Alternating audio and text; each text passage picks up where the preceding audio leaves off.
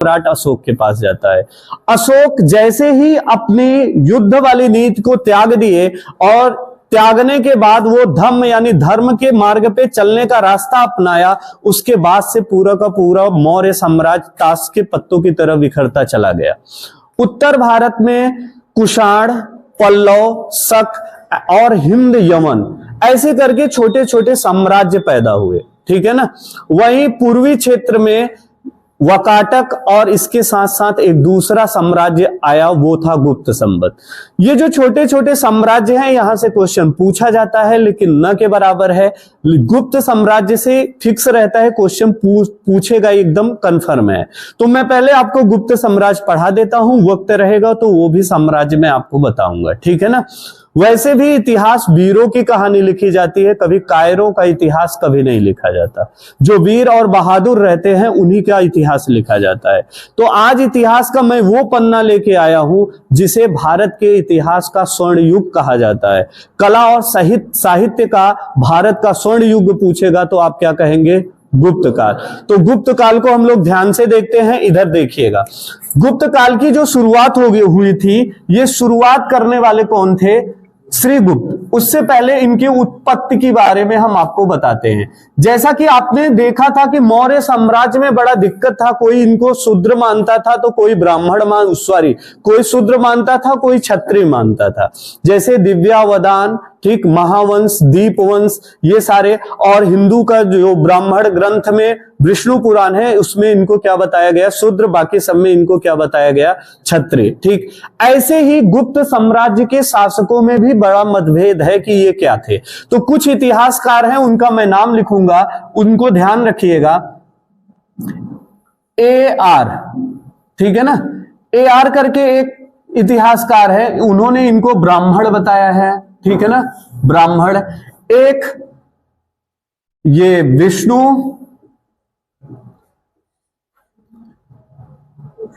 कृष्ण विष्णु, ठीक है ना, कृष्ण विष्णु नाम के इतिहासकार हैं, इन्होंने इनको क्या बताया?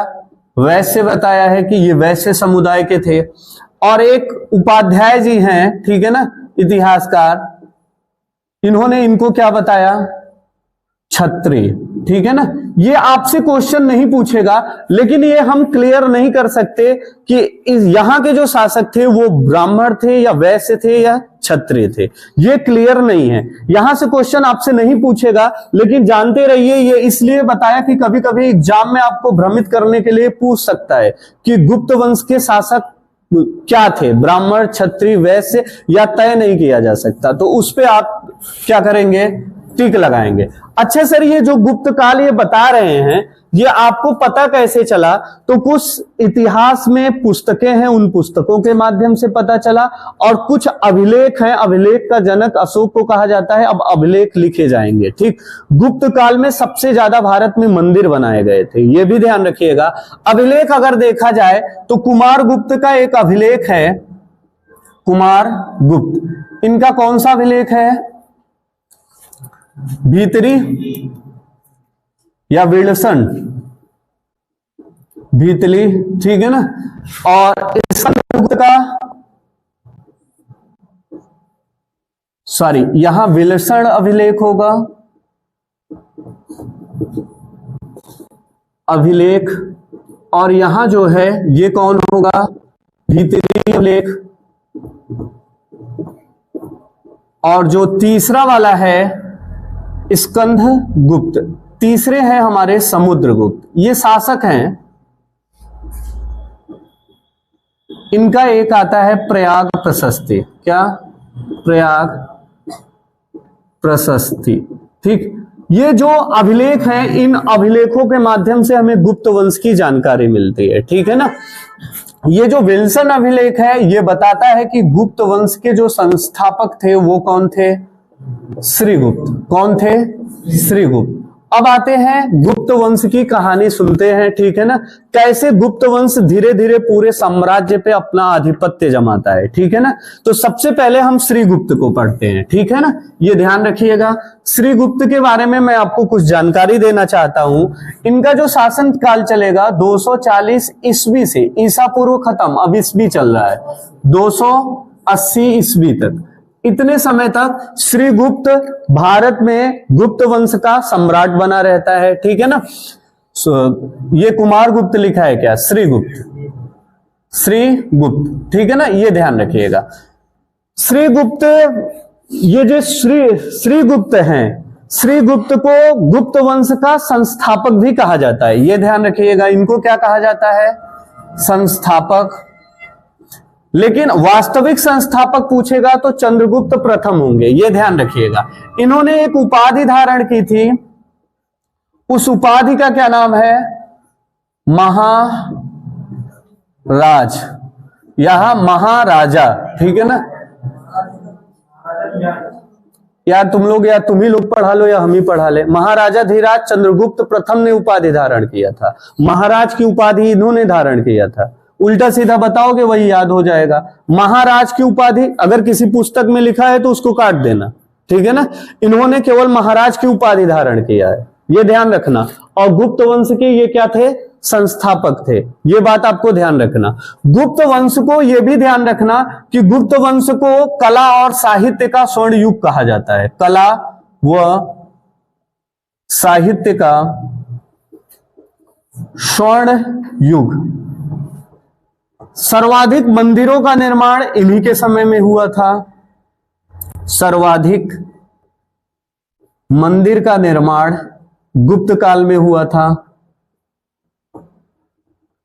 इतनी बात ध्यान रखना। श्रीगुप्त का एक बेटा आता है, उसका नाम रहता है घटोत्कच। क्या रहता है, घटोत्कच, ठीक है ना, घटोत्कच। ये जो घटोत्कच है, ये जो जब शासन सत्ता में आया तो 280 से शुरू करता है 319 ईस्वी तक, ठीक है ना, ये शासन करता है घटोत्कच। घटोत्कच के बारे में कुछ विशेष चीज नहीं याद करना। इन्होंने कहा मेरे पिताजी को महाराजा सब बोलते थे या महाराज बोलते थे, तो हमें भी वही चीज बोला जाए। तो इन्होंने एक उपाधि धारण की, जो उपाधि कौन धारण किया था, श्रीगुप्त, ठीक है ना। श्रीगुप्त ने उपाधि धारण की थी महाराज या महाराजा, ठीक है ना, इतना ध्यान रखना। इसके बाद जो शासक आएगा उसको गुप्त वंश का क्या कहा जाएगा, सबसे बलशाली शासक या सर्वाधिक वास्तविक संस्थापक के रूप में जाना जाएगा। ये है चंद्रगुप्त फर्स्ट। ये चंद्रगुप्त मौर्य नहीं है चाणक्य वाले, ये गुप्त वंश के शासक आए हैं, इनका नाम है चंद्रगुप्त प्रथम, ठीक है ना, ये ध्यान रखिए। चंद्रगुप्त मौर्य अलग है, चंद्रगुप्त प्रथम अलग है, चंद्रगुप्त विक्रमादित्य अलग है, इनको ध्यान में रखिएगा। तो चंद्रगुप्त प्रथम के बारे में मैं बात कर रहा हूं। ये जो चंद्रगुप्त प्रथम थे, चंद्रगुप्त प्रथम ने एक बड़ी उपाधि धारण की महाराजा धीराज की, ठीक है ना। इन्होंने कहा मैं अपने साम्राज्य को बहुत आगे लेवल तक ले जा रहा हूं, तो थोड़ा सा एक्स्ट्रा भी हमको बोलना चाहिए, ठीक।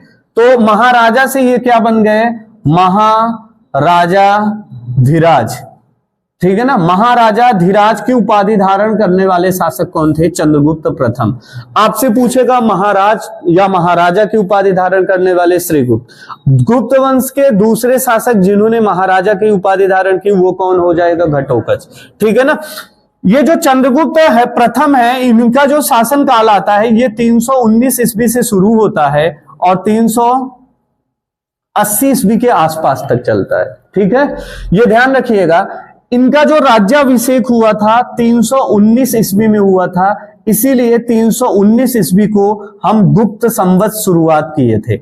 जब इन्होंने अपना राज्याभिषेक किया उसी दिन से गुप्त संवत की क्या हुई थी, शुरुआत हुई थी। यह ध्यान रखिएगा, किसकी शुरुआत, गुप्त संवत की शुरुआत की गई, यह ध्यान रखिए, ठीक है ना। इसके बाद इन्होंने एक लिच्छवी की राजकुमारी थी, उनको ध्यान से देखिएगा, यहां मैं थोड़ा सा लाइन खींच देता हूं। लिच्छवी की राजकुमारी की मैं बात कर रहा हूं, लिच्छवी की राजकुमारी, लिच्छवी की राजकुमारी जिनका नाम है कुमार देवी। क्या नाम है, कुमार देवी। कुमार देवी से इन्होंने शादी किया था, ठीक है ना। लिच्छवी के जो राजा थे उस समय के एक प्रसिद्ध राजा में से एक रहा करते थे, ठीक है। इसका जो बेटा आएगा चंद्रगुप्त प्रथम का बेटा समुद्रगुप्त, वो अपने आप को क्या कहता है कि मैं लिच्छवी दोहित हूं। जैसे तुम भी अगर कहीं बाहर जाओगे तो अपने आसपास तो पिताजी का नाम बताओगे, और मुंबई चले गए और कोई पूछ लिया कि तुम्हारा परिचय क्या है, तुरंत बताओगे नरेंद्र मोदी जानते हो, कहे हाँ उनके उनके हम जो है वो भांजे लगते हैं, मतलब आप उनके आप भतीजे नाना वो आपके लगते होंगे, तो आप परिचय उनका देंगे, अपने दादा का नहीं। ठीक, तो ये इतना प्रसिद्ध शासक रहा करता था कि अपने नाम के आगे परिचय में ये राजा लोग बताते थे कि मेरा ससुराल उनके यहाँ है। ठीक है ना, ताकि लोगों में एक अच्छी पहचान बन सके। इनको हल्के में मत लीजिएगा। अब ये शादी चंद्रगुप्त प्रथम करते हैं।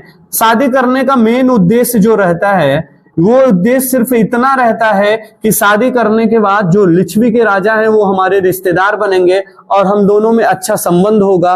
फिर गुप्त के शासकों को ज्यादा युद्ध भी नहीं करना पड़ेगा और साम्राज्य का विस्तार भी होता जाएगा। सबसे बेहतरीन तरीका होता था साम्राज्य विस्तार करने का। इसकी शुरुआत बिंबिसार करते हैं हर्यक वंश के।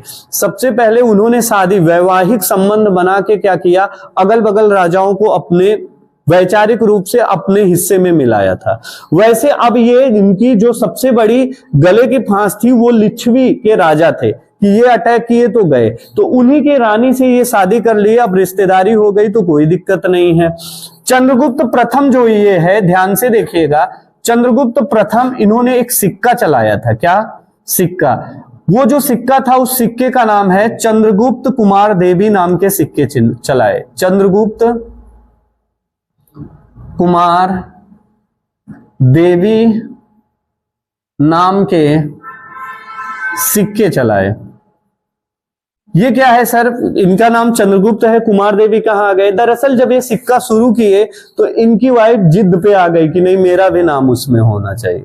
ठीक है ना, तो इनका नाम लिखने के लिए अपना नाम साथ में अपने वाइफ का कुमार देवी का नाम इन्होंने लिखाया और उस सिक्के के नीचे इनका वंश भी लिखा, लिच्छवी राजकुमारी चंद्रगुप्त कुमार देवी नाम के सिक्के इन्होंने क्या किया था, चलवाया था। चंद्रगुप्त प्रथम से जो आपसे क्वेश्चन पूछेगा वो इतना ही पूछेगा। और इसे क्या कहा जाता है, चंद्रगुप्त फर्स्ट को वास्तविक संस्थापक, ये भी ध्यान रखिए, इनको क्या कहा जाता है, वास्तविक संस्थापक। ठीक, चलिए ये ध्यान रखिएगा।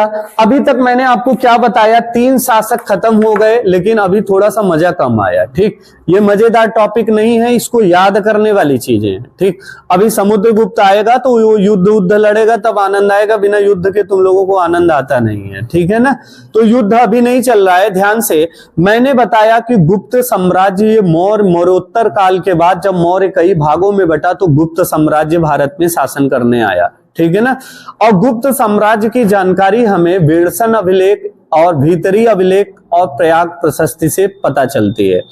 गुप्त वंश के जो शासक थे, प्रथम शासक, उनका नाम क्या था, श्रीगुप्त। ठीक है ना, श्रीगुप्त पहले शासक थे। लगभग 40 वर्षों तक इन्होंने भारत की सत्ता पे यानी गुप्त राजवंश में इन्होंने शासन किया। इन्होंने महाराजा की उपाधि धारण किया और कुछ विशेष काम इसमें नहीं है। इनका बेटा घटोत्कच आया जो लगभग 39 या 40 साल तक भारत में शासन करता है। उसके नाम पे भी कुछ विशेष चीजें नहीं है, बस इतना ध्यान रखना महाराजा की उपाधि वो भी धारण किया। इसके बाद घटोत्कच का जो पुत्र आया वो चंद्रगुप्त प्रथम आया, और जो महत्वाकांक्षी शासक होता है वही साम्राज्य को विस्तार करता है और उसी का नाम आता है। ठीक है ना, जैसे भारत की देश पे बहुत सारे प्रधानमंत्री आए, राज्य करे और चले गए, सबका नाम नहीं याद है, लेकिन कुछ ऐसे प्रधानमंत्री हैं जिनको आप याद भी नहीं करेंगे तब भी उनका नाम याद रहेगा। जैसे प्रथम प्रधानमंत्री पंडित जवाहरलाल नेहरू, पहली महिला प्रधानमंत्री इंदिरा गांधी, अटल बिहारी वाजपेयी कांग्रेस के अपोजिट में आने वाले पहले प्रधानमंत्री। ठीक है ना, उसके बाद मनमोहन सिंह, जब अर्थव्यवस्था पूरी तरीके से डमाडोज हो रही थी उस समय देश को संभालने वाले प्रधानमंत्री, फिर नरेंद्र मोदी, और इसके बीच कई सारे प्रधानमंत्री आए, उनका नाम आप अब मुंह जवानी नहीं बता पाएंगे। वैसे ही इतिहास भी होता है, जो शासक महत्वाकांक्षी होता है, युद्ध लड़ता है और युद्ध में जीत हासिल करता है, ऐसे शासकों को इतिहासों में जगह मिलती है, अन्यथा नहीं मिलती। उसी में से एक रहता है चंद्रगुप्त प्रथम, जो अपने साम्राज्य का विस्तार युद्ध से भी किया, लेकिन वो युद्ध इंपॉर्टेंट नहीं है, आपके एसएससी के सिलेबस में नहीं है, इसलिए बताया नहीं गया। और आप इन्होंने वैवाहिक संबंध बनाया, लिच्छवी की राजकुमारी कुमार देवी से शादी किया और उसको अपने क्षेत्र में वैचारिक रूप से मिलाया, ठीक है ना। और कुमार देवी, चंद्रगुप्त कुमार देवी नाम के सिक्के भी चलवाए थे। चंद्रगुप्त प्रथम ने एक उपाधि धारण किया था, महाराजा धीराज की उपाधि धारण किया था। चंद्रगुप्त प्रथम को गुप्त वंश का वास्तविक संस्थापक माना जाता है। इसके बाद जो शासक आएगा समुद्रगुप्त। समुद्रगुप्त बहुत ही जरूरी और बहुत ही इंपॉर्टेंट टॉपिक है, हम लोग ध्यान से पढ़ेंगे, अच्छे से पढ़ेंगे, तब से इसका फोटो वोटो ले लीजिए। हाँ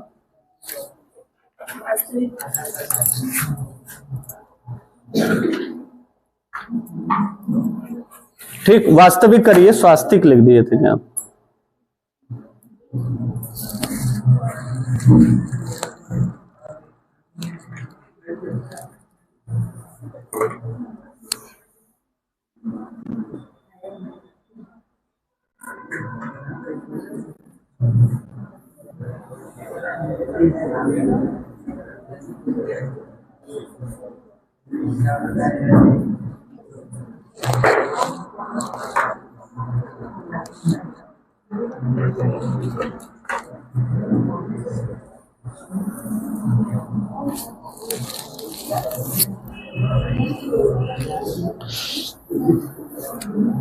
क्लियर हुआ?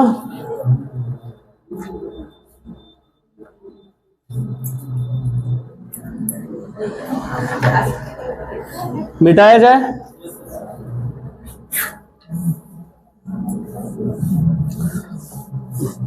और आगे चलें, भूलेंगे तो नहीं? हाँ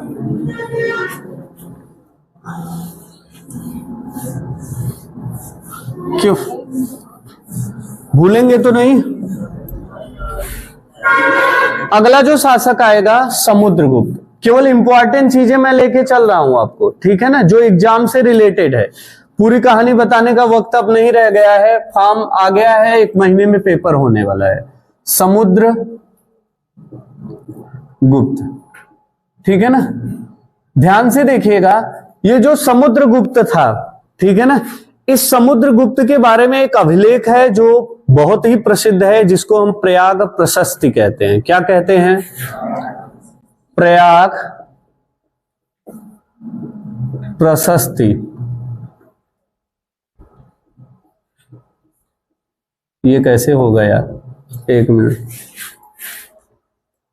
देख लूं, कभी कभी साला 1 मिनट।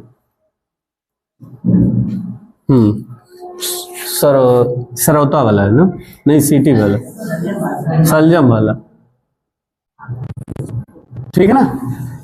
ये जो प्रयाग प्रशस्ति है, ठीक है ना, प्रयाग प्रशस्ति ये क्या है? एक स्तंभ लेख है, बड़ा सा खंबा है, उसी को काट काट के तोड़ तोड़ के लिखा गया है। ये है कहाँ? प्रयागराज में। कहाँ है? प्रयागराज। कभी जाइएगा तो आपके जिले में है यार, तुमको तो जाके घूमना चाहिए, देखना चाहिए, ठीक है ना। प्रयाग प्रशस्ति ये म्यूजियम में है रखा, इलाहाबाद। ध्यान से देखिएगा, प्रयाग प्रशस्ति में समुद्रगुप्त के बारे में जानकारी मिलती है, ठीक है ना। समुद्रगुप्त के बारे में जानकारी क्या मिलती है, ध्यान से सुनिएगा। इसको प्रयाग प्रशस्ति को लिखने वाला, अशोक के अभिलेख को लिखने वाले लिख के चले जाते थे, लेकिन एक व्यक्ति जो प्रयाग प्रशस्ति लिखा था, वो सोचा ये भविष्य में राजा है तो ये अमर होने वाला है, पक्की बात है, तो वो लास्ट में अपना नाम भी लिख देता है ताकि हमको भी सब जानते रहे कि हमने लिखा, ठीक है ना। जैसे संविधान लिखा जा रहा था तो अब उसमें हैंड राइटिंग की जरूरत पड़ी, तो हैंड राइटिंग के लिए बुलाया किसे गया था? प्रेम बिहारी नायजादा, उनका नाम था प्रेम बिहारी नायजादा। अपने हाथों से लिखा गया है, टाइपिंग नहीं किया गया। प्रेम बिहारी जब आए लिखने के लिए तो उनसे पूछा गया कि आप चार्ज क्या लेंगे? उन्होंने कहा साहब कोई चार्ज नहीं लेंगे, बस एक चार्ज मेरा ये है कि हर पेज में मेरा नाम होना चाहिए, ठीक है ना। वो पूरा संविधान लिखते, लास्ट में अपना नाम लिख देते। मूल संविधान देखोगे तो उनका नाम आज भी है, ठीक है ना। वैसे ये जो लिखने वाला व्यक्ति था, उन्होंने लास्ट में अपना नाम लिख दिया। उसका क्या नाम था ये भी पूछा जाता है, तो आप क्या कहेंगे? इसको लिखने वाले जो व्यक्ति थे, इनका नाम था हरिसेन, ठीक है ना, हरिश्रेण। इन्होंने क्या लिखा था, प्रयाग प्रशस्ति लिखा था। ठीक, प्रयाग प्रशस्ति में बताया गया था कि समुद्रगुप्त ने कितने युद्ध जीते, 100 युद्ध। कितने युद्ध, 100 युद्ध। 100 युद्धों का विजेता बताया गया, का विजेता बताया गया। ठीक है ना, 100 युद्धों का विजेता, ये ध्यान रखिएगा।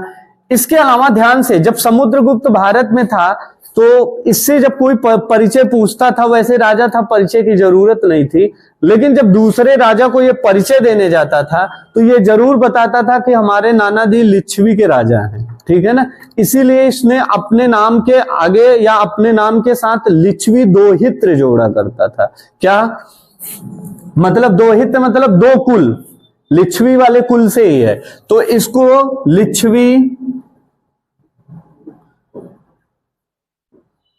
दोहित्य कहा जाता है। इन्होंने अपने आप को क्या बताया, लिच्छवी दोहित्य। लिच्छवी दोहित्य का मतलब यह है कि लिच्छवी गणराज्य के जो राजा हैं उनसे संबंधित है, या उनका रक्त है, खून का संबंध है, ऐसा। ठीक है ना। इसके अलावा इन्होंने उत्तर भारत के कितने राजा को हराया, 9, और दक्षिण भारत के 12 राजाओं को हराया, 12 राजा। ठीक, समुद्रगुप्त को देखिए, इन्होंने पूरे भारत में ऐसी तबाही मचाई जो चंद्रगुप्त प्रथम भी नहीं कर पाया। पूरे भारत को जीतने का इसका श्रेय बना। उत्तर और दक्षिण, जो भारत का मैप होता है, ये जो यहां पार्ट देखते हैं, ये दक्षिण का सिरा है, इसके ऊपर उत्तर भारत का है। उत्तर में भी सबको जीता और दक्षिण में भी ये सबको जीता था। ठीक है ना, इसीलिए इसे क्या कहा जाता है, भारत का नेपोलियन। ये भी ध्यान रखिएगा, इसको क्या बोलते हैं, भारत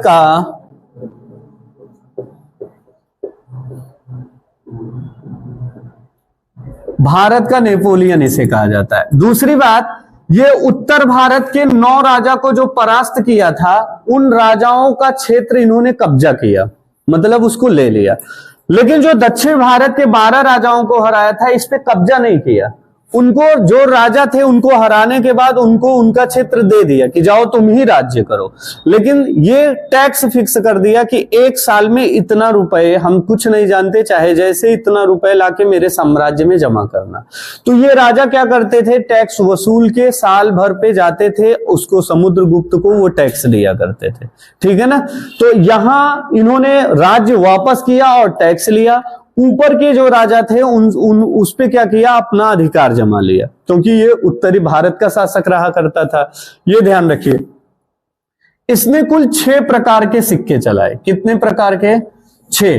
अब 6 प्रकार में जैसे धनुर्धर, बीड़ा, ठीक है ना, यज्ञ, ऐसे करके 6 प्रकार के सिक्के चलाए। उसमें जो सर्वाधिक प्रचलित सिक्का है वो कौन सा है, बीड़ा बजाते हुए समुद्रगुप्त ने जो सिक्का चलाया था, बीड़ा बजाते हुए सिक्के का निर्माण किया।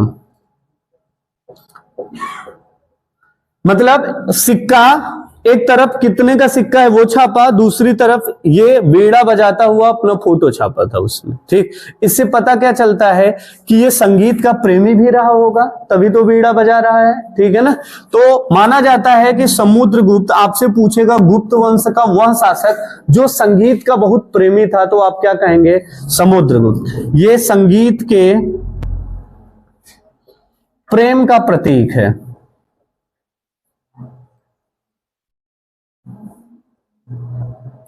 माना जाता है कि यह शासक संगीत में बड़ा रुचि रखता था, इसलिए बीड़ा बजाते हुए इन्होंने क्या किया था, सिक्के चलाए। पुराने जमाने में मैंने बताया था अश्वमेध यज्ञ होता था, घोड़ा दौड़ा दिया जाता था। जो घोड़ा जिस जिस क्षेत्र में जा रहा है वो सारा क्षेत्र,